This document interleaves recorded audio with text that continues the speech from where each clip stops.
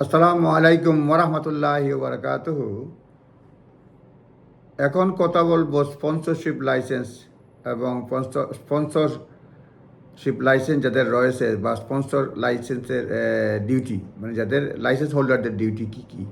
Sponsor licence duty, কারণ সরকার বলছে duties, সরকার বলছে তারা ক্র্যাকডাউন করবে যারা ঠিকমতো দায়িত্ব পালন করে না।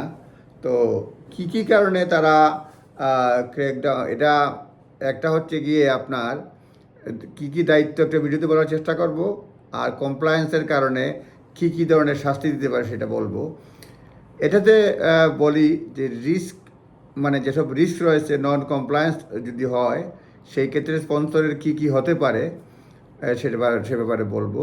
সেটা হচ্ছে home office monitor sponsor compliance action নেয়।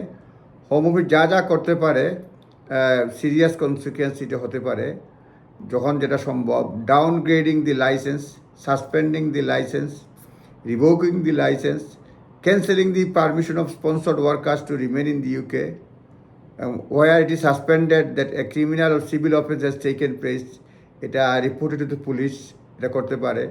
হোম অফিস হ্যাজ মানে ফ্রিকুয়েন্সি এবং মানে ফ্রিকুয়েন্সি বাড়াই দিছে কমপ্লায়েন্স ভিজিটের জন্য। সুতরাং যেটা হয়, কমপ্লায়েন্স ভিজিট ক্যান অফেন আনঅ্যানাউন্সড হইতে পারে, কিন্তু না বলেও আসতে পারে আপনার প্রেমিসেস ভিজিট করতে।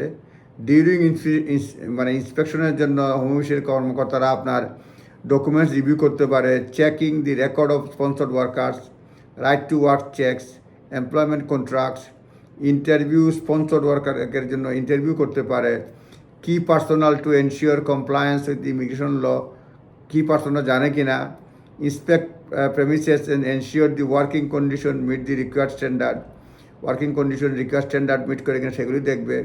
এখানে একটু ডেটা বলবো, তথ্য আছে যেগুলি home office data in second quarter 2024 সালের দ্বিতীয় মানে কোয়ার্টারে আর কি, দ্বিতীয় 3 মাসে এটা হয়েছে 1023 জনের এমপ্লয়ার্স তার স্পন্সরশিপ লাইসেন্স রিভোক হয়েছে, সাসপেন্ড অথবা রিভোক হয়েছে 1023 জনের, মানে মানে দ্বিতীয় কোয়ার্টারে। আর প্রথম কোয়ার্টারে যেটা হয়েছে 519 জনের লাইসেন্স রিভোকড অথবা সাসপেন্ড হয়েছে।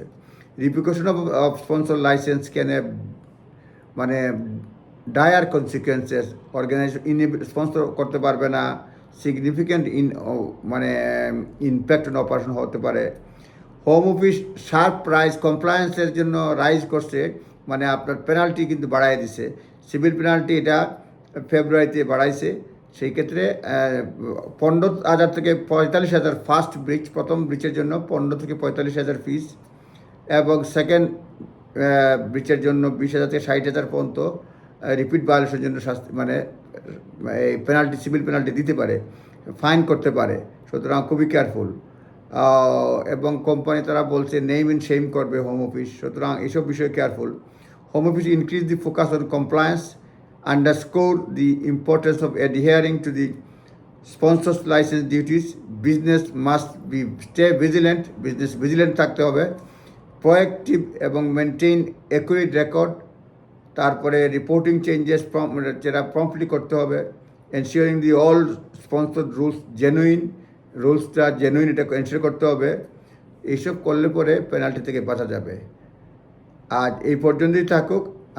বিশেষ করে রিস্কের ব্যাপারে যেসব বিষয় বললাম, এই বিষয়ে আপডেট এ পর্যন্তই। আবার কথা হবে। আসসালামু আলাইকুম।